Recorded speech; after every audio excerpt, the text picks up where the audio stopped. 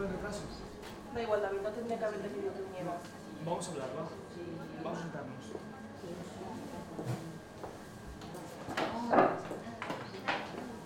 Me voy un mes a Berlín por trabajo y mi madre no puede quedarse con la niña. Sé que para ti va a ser un coñazo, pero para mí también lo es pedírtelo, ¿eh?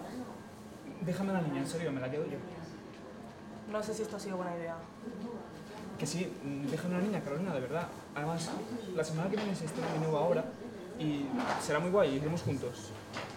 Sabes que la cría necesita atención. Sí, y por eso iremos juntos y nos lo pasaremos bien, de verdad.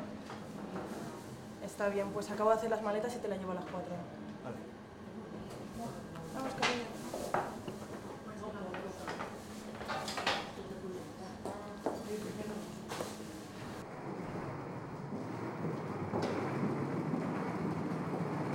Gracias, cariño. Venga, va, que ya verás que 3 semanas se pasan volando, ¿vale? Y mamá te llama todos los días.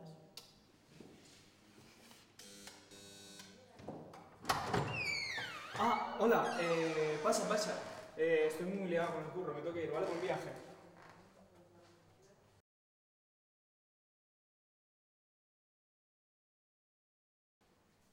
Yo también. Era un beso.